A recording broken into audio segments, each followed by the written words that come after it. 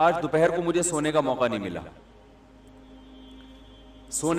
ملا، بہت شدید تھکاوٹ ہوئی. دوپہر میرا معمول ہے قیلولہ کرنا، دوپہر کھانے کے بعد تھوڑی دیر آرام کرنا، اس سے سارا دن دماغ پھر فریش رہتا ہے.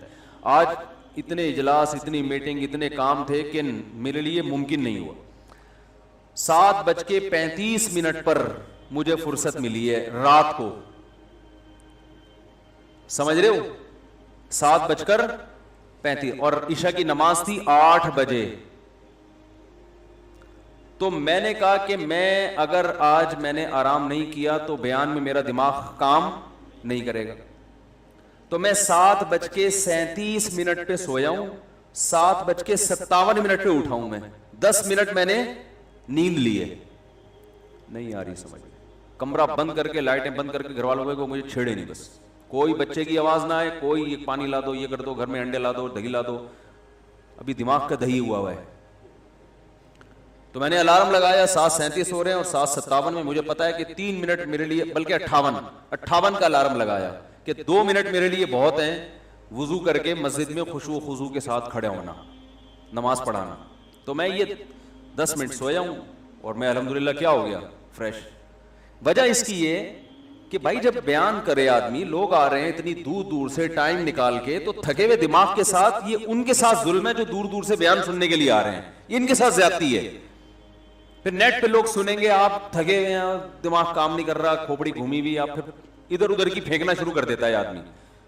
میرے جس بیان میں آپ کو لگے نا مفتی صاحب پھینک رہے ہیں، سمجھ لو مفتی صاحب سوئے نہیں ہے. یہ حقیقت ہے. یہ انسان لوہے کا بنا ہوا تھوڑی ہے، مٹی کا بنا ہوا ہے نا. تو میں اتنا اہتمام کرتا ہوں جب بیان ہو پوری بیدار مغزی کے ساتھ، اور آپ نے اندازہ بھی لگایا ہوگا، پوری بیدار مغزی کے ساتھ. مجھے پتا ہو میں بول کے آ رہا ہوں، اس کے سائیڈ ایفیکٹ کیا ہوں گے، اس پہ اشکالات کیا ہو رہے ہیں، ان اشکالات کے جوابات. اچھا میں ایک دفعہ اپنا بیان سن رہا تھا، ایک دفعہ نہیں کئی دفعہ سنا ہے، تو اس میں ایک چیز مجھے نظر آئی. میں بیان کر رہا ہوں تو مجھے اشکال ہو رہا ہے، یعنی میں اپنا بیان سن رہا ہوں تو مجھے اشکال ہو رہا ہے، یار میں نے یہ بیان کیا، اس پہ تو ایک اشکال ہوتا ہے. تو فوراً میں نے اس اشکال کو بیان میں خود ہی اٹھایا ہے، اس کا خود ہی جواب دیا ہوا ہے. ایسا درجنوں دفعہ ہوتا ہے اپنا بیان جب میں سن رہا ہوتا ہوں نا، تو جو اشکال میرے ذہن میں ہو رہا ہوتا ہے تو میں کہتا ہوں کہ مولانا صاحب یعنی میں صاحب وہی اشکال کر کے اس کا جواب دے کے اس پہ جو اشکال ہو رہا ہے وہی تو میں کہتا ہوں یار صحیح چل رہا ہے، مارکیٹ میں حساب کتاب کیا چل رہا ہے، صحیح چل رہا ہے، اشکال جواب سارے خود بخود ہی حل ہو رہے ہیں. تو اس لیے جب میں پوری بیداری کے ساتھ کوشش کرتا ہوں دماغ استعمال کروں، بیان کروں، تو مجھے آگے سے رسپانس بھی ویسا ہی چاہیے. ایسا نہ ہو کہ لگے کہ میں ٹی وی میں آ رہا ہوں، پروگرام دیکھ رہے ہیں آپ لوگ کوئی. تھوڑی دیر تو دین کی بات تو بڑی قیمتی بات ہے میرے بھائی، خدا کی قسم لا الہ الا اللہ، اس سے زیادہ قیمتی باتیں آپ دنیا میں کہیں سن نہیں سکتے. اس سے زیادہ مطلب قرآن سے زیادہ. میرے بیان کرنے میں غلطی ہو سکتی ہے لیکن قرآن کی دعوت سے بڑھ کر دنیا میں کوئی دعوت ہے نہیں، چاہے میں ہوں یا کوئی بھی عالم ہو. اگر وہ قرآن کو ڈیفائن کر رہا ہے، اگر وہ دین کو ڈیفائن کر رہا ہے، تو اس کا مطلب وہ آپ کو آپ کا مقصد حیات بتا رہا ہے. یہ چیز گوروں کے پاس نہیں ہے. ابھی تھوڑی دیر پہلے 7:37 پہ کیوں اٹھا ہوں؟ 7:15 بجے وہ انگریز خاتون آئی تھی جنہوں نے اسلام قبول کیا ہے، تو ان کو کلمہ پڑھانا وغیرہ وغیرہ ہوتے ہوتے 7:35 ہو گئے. مجھے بھاگنے کی جلدی تھی. اب میں تو نہیں یہ کر سکتا تھا نا ان کو بول دوں کہ بعد میں آئیں، وہ بیچاری اسلام قبول کرنے آئی ہے. تو وہ 7:37 میں وہاں سے اٹھا ہوں میں. تو اب مجھے ایک بات بتاؤ، یہ واقعات میں جو بیان کر دیتا ہوں نا وہ فلاں مسلمان ہوئی ہے اپریشیٹ کرنے کے لیے. اب مجھے ایک بات بتاؤ، ایک گوری وہ ایک مولوی کے پاس آ کے اسلام قبول کر رہی ہے، دعوت اس کو کسی اور نے دی ہے، میں نے نہیں دی دعوت. میرے تو پاس آ کے صرف کلمہ پڑھا ہے اس نے، دعوت اس کو جو بھی محرک ہے وہ تو کوئی اور ہے، یا خود اس نے اسٹڈی کی ہوگی، مجھے نہیں پتا وہ کیوں ہوئی، اس کی ریزن مجھے معلوم نہیں ہے. اس نے خود اسلام کا مطالعہ کیا یا یہ کہ اس نے کسی نے تبلیغ کی، یہ مجھے تفصیل معلوم نہیں ہے، میرے پاس ٹائم بھی کم تھا تو میں زیادہ ڈیٹیل میں گیا نہیں. لیکن ایک بات میں آپ لوگوں سے پوچھتا ہوں، یار آپ کے پاس دنیا میں کوئی ایسی چیز ہے جو گورا آپ سے لینے کے لیے آئے؟ گورا آپ سے کہے یار، آپ پاکستان سے کہے یار موبائل بنا کے دو یار، اور مولویوں سے بولے وہ موبائل بنا کے دیں، تم لوگ موبائل بہت اچھا بناتے ہو، آئے گا گورا آپ کے پاس؟ چڈی بنیان بہت اچھا بناتے ہو آپ لوگ, ایک مثال دے رہا ہوں, آئے گا وہ کہے گا آپ لوگ الو بہت اچھا بناتے ہو معذرت کے ساتھ. تو کون سی چیز ہے جو گورا ہم سے لے گا؟ کچھ ہے ہی نہیں. ہاں کچھ چیزیں ہیں, وہ سیالکوٹ میں کچھ کھیلوں کے سامان ہم اچھے بنا لیتے ہیں, وہ بھی گوروں کے دور سے ہم نے بنانا شروع کیے ہیں. گوروں نے ہی تھوڑا بہت کچھ سکھایا تھا فٹ بال بنانا, تو انہوں نے دیکھا یہ تو ہم سے زیادہ اچھا فٹ بال بنا لیتے ہیں, بہت اچھا, یہ بندے کی فٹ بال بنا لیتے ہیں, تو پھر وہ ویسے والی فٹ بال بھی بہت اچھی بنا لیتے ہیں. تو اب مجھے ایک بات بتاؤ, کچھ دن پہلے ایک امریکن انگریز آیا ہوا تھا, اس کا بھی میں نے یوٹیوب پہ ڈالی تھی ویڈیو, اتنی بڑی داڑھی اس کی, بالکل دیکھنے میں پٹھان لگ رہا ہے, شلوار پہنی ہوئی ہے, قمیض پہنی ہوئی ہے, رنگ گورا, تو ایسا لگ رہا تھا, میں نے کہا شاید کے پی کے سے کوئی آیا ہے, تو انگلش بولنا شروع کی, پتا چلا جی یہ تو یو ایس اے کا ہے, نیا نیا مسلمان ہوا ہے. وہاں یو ایس اے میں کسی پٹھان بھائی نے, کے پی کے سے تعلق تھا ان کا, انہوں نے اس پہ محنت کی اور وہ کیا ہو گیا, مسلمان. تو بھائی وہ ورنہ تمہارے ہمارے پاس ہے کیا, لیکن ایک چیز اگر گورا ہم سے لیتا ہے تو وہ کیا لیتا ہے, اسلام. یہ اس کے پاس, بولو بھائی, نہیں ہے, یہ ہے ہی نہیں اس کے پاس. اسلام لے گا آپ سے, مسائل آپ سے پوچھے گا, عربوں کو صبح شام برا بلا کہتے ہیں, لیکن جب اسلام لیں گے تو عرب کے پاس چلے جائیں گے, سعودیہ چلے جائیں گے, پاکستانی علماء کے پاس آ جائیں گے, ہندوستان کے علماء کے پاس آ جائیں گے. ہانگ کانگ میں مفتی اعظم ہیں یہاں پاکستانی, جو وہاں گورنمنٹ نے ان کو باقاعدہ مفتی اعظم بنایا ہوا ہے. روزانہ درجنوں اگر نہ بھی ہوں تو کچھ نہ کچھ غیر مسلم ڈیلی بیسس پر ان کے ہاتھ پہ مسلمان ہو رہے ہیں ہانگ کانگ میں, جو وہاں کے مقامی ہیں. کچھ چائنیز مسلمان تھے, تو اتنا تیزی سے اسلام پھیل رہا ہے نا کہ آپ کی سوچ ہوگی, اتنا اسپیڈ سے پھیل رہا ہے. لیکن یہ خبریں ان کو ہائی لائٹ نہیں کیا جاتا, بہت تھوڑی بہت بتا دیا جاتا ہے کہ جی اتنے لوگ مسلمان ہو گئے, لیکن زیادہ یہ چیزیں بتائی نہیں جاتی ہیں. تو آپ مجھے بتاؤ کہ اس کا مطلب کہ وہ گورا بھی مانتا ہے کہ یار یہ چیز ہمارے پاس نہیں ہے. تو آپ اتنے بھی خالی نہیں ہو جتنا آپ اپنے آپ کو سمجھتے ہو. بھائی کلچر آپ کے پاس ہے, لائف کیسے گزارنی ہے یہ آپ کو پتا ہے.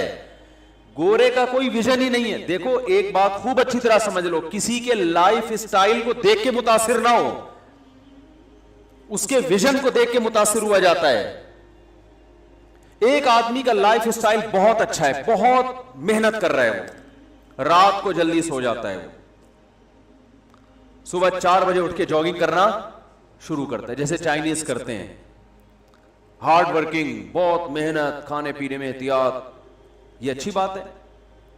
لیکن ایک آدمی یہ سب کچھ کر رہا ہے, محنت کرتا ہے, ایکسرسائز کرتا ہے اور ٹریننگ لیتا ہے اور بہت زبردست طریقے سے, لیکن وہ یہ سب اس لیے کر رہا ہے کہ وہ ایک بہت بڑا اسمگلر ہے. ایک مثال دے رہا ہوں, اس کو یہ سارے کام کرنے کے لیے اپنی صحت کو مینٹین رکھنا پڑتا ہے. اس کی اکثر بارڈر پہ فوجیوں سے لڑائی ہوتی ہے, صحیح ہے نا بھائی. دیکھو دنیا میں محنت کے بغیر تو چور بھی کامیاب نہیں ہوتا نا, محنت اور کچھ نہ کچھ اپنی لائف میں مینجمنٹ تو لانی پڑتی ہے, ڈاکو کو بھی لانی پڑتی ہے. اب اگر ڈاکو نے ڈکیتی ڈالنی ہے, اس کو پتا ہے 1 کروڑ لے کے فلاں آدمی بینک سے نکلا ہے, اور ڈاکو جو ہے نا رات کو 3 بجے اس کو پتا ہے کہ 3 بجے بندے نے آنا ہے, اور ڈاکو کہہ رہا ہے میں اس وقت سو رہا ہوں, میری طبیعت اس وقت ٹھیک نہیں, ابھی میرے سے نہیں. 3 بجے آ کے اس کو کسی نے اٹھایا, وہ بندہ 1 کروڑ روپے لے کے نکلا ہے, کہہ رہا ہے یار میرے سے نہیں اٹھایا جا رہا, ایسے کھجا رہا ہے نا. جیسے ہمارے یہاں ہم ٹائپ کے سب لوگ اسی طرح ہی کر رہے ہوتے ہیں نا, یار میرے سے نہیں اٹھا جا رہا, 3 بج رہے ہیں یار, میں کون جائے گا وہاں ٹکے. ابے اس کو بول صبح 4 بجے, وہ کل دن میں 4 بجے بینک سے پیسے لے کے نکلے, وہ ڈکیتی کر لے گا. بھائی ڈاکو تو اتنا دماغ کا تیز ہوتا ہے نا, وہ صبح ممکن ہے 2:30 بجے نہائے اٹھ کے, اور اپنا حلیہ بھی چینج کرے کہ شکل سے میں ڈاکو نہ لگا, کیپ پہنے, چشمہ لگائے, ٹھیک ہے نا, 3 پیس سوٹ, ٹائی, سب کچھ کر سکتا ہے وہ, اور اٹھ کے بھاگا جائے. بہادر ہونا بھی ضروری ہے اس کے لیے. کتنی بیدار مغزی کے ساتھ بندے کو ٹریس کرے گا, کہاں جا کے اس کو روکنا ہے, کہاں پکڑنا ہے. تو اب دنیا میں ہے 1 نمبر کا چور, جہنمی, مرے گا جہنم میں جائے گا. ہمارے ہاں نا لوگوں کے ظاہری ایٹیٹیوڈ کو, ظاہری چال ڈھال کو, ظاہری لائف اسٹائل کو دیکھا جا رہا ہے. یہ بہت بڑا فالٹ ہے ہمارے معاشرے میں. ایک نمبر کا کوئی چور ہوگا, کپڑے اچھے ہیں, بات چیت کرنے کا سلیقہ ہے, تمیز ہے, نہاتا دھوتا ہے, ویل ڈن, بہت اچھا آدمی ہے.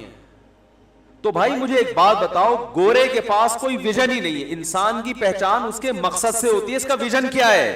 اس ویژن پر وہ کچھوے کی چال کر کے بھی اگر پہنچ رہا ہے نا, تو وہ اس شخص سے اچھا ہے جو خرگوش کی رفتار سے دوڑ رہا ہے مگر اس کا ہدف صحیح ہے نہیں. گورے کا مقصد عیاشی ہے, یہ ویژن ہی ٹھیک نہیں ہے.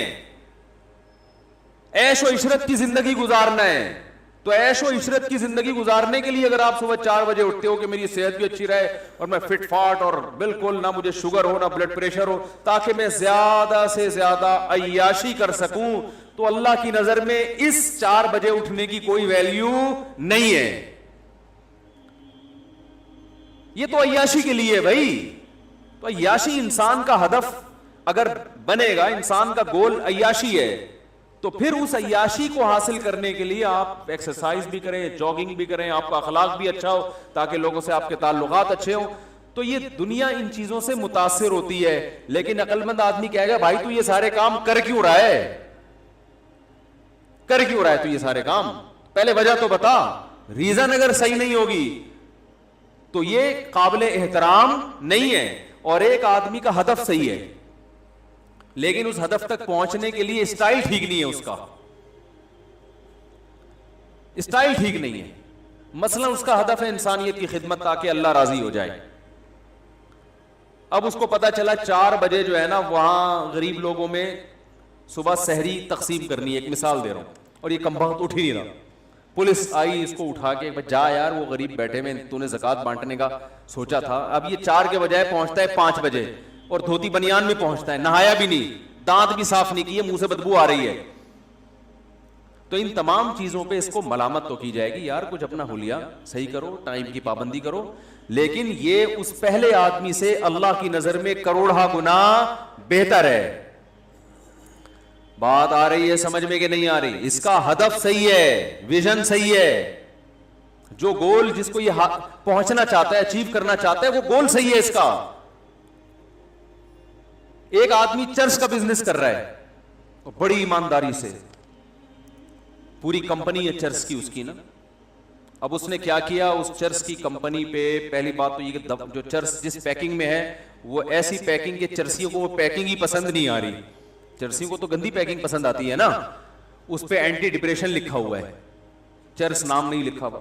پھر جتنی کمپنی میں صبح صبح صفائی ہوتی ہے, اسپرے ہوتا ہے اور سینیٹائزر سے سب کے ہاتھ صاف کیے جاتے ہیں تاکہ کرونا نہ ہو, سوشل ڈسٹینس, ڈسپلن انتہائی درجے کا. کمپنی کا مینیجر ٹائم پہ پہنچتا ہے. یہ میں بڑی خاندانی مثال دے رہا ہوں اگر سمجھ میں آ جائے. مینیجر ٹائم پہ پہنچتا ہے, سارے ملازمین اپنی اپنی ذمہ داریاں پوری کر رہے ہیں. جو چرس کو کوٹنے والا ہے وہ ٹائم پہ آ جاتا ہے, وہ ڈنڈی نہیں مارتا. ایسا نہیں کہ 3 پڑیا کے بعد 1 پڑیا اپنی جیب میں, ایسا بھی نہیں ہے. ساری پیکنگ بہترین, آپ کو یوٹیوب پہ اس کی ویڈیوز آ رہی ہیں, کیا تمیز سے جو ہے نا یہ اینٹی ڈپریشن ٹیبلٹ تیار ہو رہی ہے. اور بڑا زبردست وہاں آپ مینیجر کے سے ملے, یار اس کا ایٹیٹیوڈ دیکھو, ایک ہمارا دیکھو زمزم بیچ رہا ہے, کم بہت بات کرنے کی تمیز نہیں ہے اس کو. ایسا ہی ہوگا نا, وہ دیکھو اس کے منہ میں گٹکا ہے اور زمزم بیچ رہا ہے اور بات کرنے کی اس کے پاس تمیز نہیں ہے. کپڑے دیکھو, ملازمین کوئی ڈھنگ سے ٹائم پہ پہنچتے نہیں ہیں, اور جو کمپنی ہے اس کے اندر کچرا اور کوئی بات نہیں کرتا, گالیوں سے بات شروع کرتے ہیں اور ماموں بلب کے رشتہ داروں کو گالیاں دیتے ہیں. کوئی کسی سے تمیز سے بات نہیں کرتا. اور کرپشن بھی بہت ہے. زمزم میں بھی تو کرپشن ہوتی ہے نا, 4 کین تھے, 1 غائب کر دیا آپ نے درمیان سے. مدینہ کی کھجوریں بیچ رہا ہے وہ بیٹھ کے, لیکن تمیز نہیں ہے بیچنے کی. تو اب مجھے ایک بات بتاؤ, وہ جو چرس بیچ رہا ہے اور کمپنی اس کی بڑی زبردست اور سارا صفائی کا نظام, ملازمین کو تنخواہیں ٹائم پہ ملتی ہیں, پہلی تاریخ سے دوسری نہیں ہونے پر بونس الگ ملتا ہے. پھر کمپنی کا جو مینیجر ہے وہ ملازمین سے الگ سے جا کے بھی خیر خیریت پوچھتا ہے, یار کوئی گھر میں ضرورت تو نہیں ہے, کوئی آپ کی بیوی بیوہ تو نہیں ہونے والی, ٹھیک ہے نا, اس کے ہم پہلے سے الاؤنس جاری کر دیں. اس کو پتا ہے نا, ٹینشن وینشن بعض دفعہ ہو جاتی ہے, انسان کو اندازہ ہو جاتا ہے کہ اس کے بیوہ, ان کی وائف کے بیوہ ہونے میں کتنا ٹائم باقی ہے. تو آپ کے بچوں کا کوئی انشورنس کروانی ہے کیا وغیرہ وغیرہ, بڑا اچھا ایٹیٹیوڈ. بھائی جان اس کے باوجود وہ پان بیچنے والا جو ہے نا, جو کھوکھا لگا کے بیٹھا ہے جس میں ڈسپلن کے علاوہ سب کچھ ہے, وہ اس سے کروڑا گنا بہتر ہے. حالانکہ دیکھنے میں آپ اس سے انسپائر ہو گئے جو چرس بیچ رہے ہیں. آپ اس کمپنی کا سسٹم دیکھو گے, بولے گے یار اصل میں تو کامیاب یہ لوگ ہیں, ان سے سیکھنا چاہیے. نا بھائی ان سے مت سیکھو, ان کے پاس تو کوئی ہدف ہی صحیح نہیں ہے. اور جو پان بیچ رہا ہے وہ کم از کم اتنی خطرناک چیز تو نہیں بیچ رہا نا, اس سے کم از کم یہ ویژن سیکھو کہ یار تو چرس کیوں نہیں بیچ رہا. وہ کہے گا بھائی پان کم نقصان دہ چیز ہے. میں نے کہا میں اپنے بزنس کے چکر میں لوگوں کا نقصان نہیں کروں گا. تو یہ چیز اس سے سیکھنے کی ہے پان والے سے, اور یہ اللہ کی نظر میں اس چرس والے سے کروڑا گنا بہتر ہے. گندا اور میلا ہونے کے باوجود, ڈسپلن نام کی کوئی چیز نہ ہو, پھر بھی یہ اس سے بہتر ہے, چاہے دھوتی بنیان میں بیٹھتا ہو. یہ آج دنیا پتہ ہے متاثر ہوتی ہے آپ کے ایٹیٹیوڈ سے, آپ کے ڈسپلن سے, آپ کی صفائی ستھرائی سے, جو کہ اچھی چیز ہے, لیکن یہ اصل نہیں ہے. یہ اصل نہیں ہے. اصل یہ کہ پہلے ہدف تو صحیح ہو, پھر اس ہدف تک پہنچنے کے دو راستے ہیں, غلط اور ایک صحیح, اور پھر بہت زیادہ اچھا. تو جو بہت زیادہ اچھا راستہ اختیار کر رہا ہے وہ زیادہ اچھا ہے بھائی, اس کی تعریف کریں گے. جو غلط راستہ ہے اس کو کہیں گے یار تھوڑا تمیز سے چلو, لیکن ہدف تو ہو نا. تو اسلام آپ کو آپ کی زندگی کا ہدف بتاتا ہے کہ آپ پیدا کیوں ہوئے, اور کمال یہ کرتا ہے کہ آپ کو آپ کا ہدف بھی بتاتا ہے, اور دلائل سے ثابت بھی کرتا ہے کہ یہی آپ کا اصل ہدف ہے, کہ اس کے مقابلے میں کوئی ٹکنے والا نہیں ہے. میں دیکھو ایتھیسٹ کو چیلنج کرتا ہوں نا, کم بخت ایک بھی چیلنج کا جواب نہیں دیتے. ادھر ادھر کی شادیوں والے کلپ لے کے نا میرے, وہ چلا دیتے ہیں. وہ دیکھو اس نے پھر کہہ دیا کم عمری میں شادی کی جائے. ابے بھائی اسلام شادی سے تھوڑی شروع ہوتا ہے, وہ تو میرا بیان اتفاق سے شادی سے شروع ہو جاتا ہے, اسلام تھوڑی شروع ہو رہا ہے. تم میرے بیان پہ اعتراض کرو کہ مفتی صاحب کا بیان شروع ہی 4 شادیوں سے ہو رہا ہے, یہ قابل اعتراض بات ہے, لیکن اسلام تھوڑی سے شروع ہو رہا ہے. اسلام تو پہلے توحید کے عقیدے سے شروع ہوتا ہے, پھر اس میں جو ہے نا وہ بت پرستی کی مخالفت ہے, پھر انسان کو انسانوں کی غلامی سے نکال کے اللہ کی غلامی. ایسا انسانوں کو اسلام نے انسانوں کی غلامی سے نکالا ہے کہ ہٹو بچوں. دنیا میں جتنے لبرل لوگ ہیں نا آپ کو حکومتوں کے غلام بنا رہے ہوتے ہیں, آپ کو انسانوں کے غلام بنا رہے ہوتے ہیں, آپ کو باس کا غلام بنا رہے ہوتے ہیں. اسلام آپ کو ان تمام غلامیوں سے آزاد کر. ارے آپ کو ماں باپ کا غلام نہیں بنا رہا ہے بھائی, جو سب سے بڑے حقدار ہیں. کسی کی فرما برداری کرنا, کسی کے احسانات کا بدلہ چکانا یہ الگ چیز ہے, اس کا غلام بن جانا الگ چیز ہے. غلامی سے نکال رہا ہے. تبھی باپ کو سجدہ کرنے کی اجازت نہیں ہے, ماں کو سجدہ کرنے کی اجازت نہیں ہے, اور ماں باپ کو بھی کہا کہ انسان کے جو بنیادی حقوق ہیں ان میں آپ کو بھی اپنی اولاد کے حقوق میں بھی دخل اندازی کی اجازت, بولو نا بھائی, نہیں ہے. تو ہاں ان کے احسانات زیادہ ہے, تو احسان فراموشی اچھا کام نہیں ہے. تو میرے بیانات میں ملحد لوگ جو ہے نا وہ شادیوں وادیوں کا ٹاپک نکال کے 4 شادیاں بچوں کی یہ نکال کے نا پھر کلپ بناتے ہیں.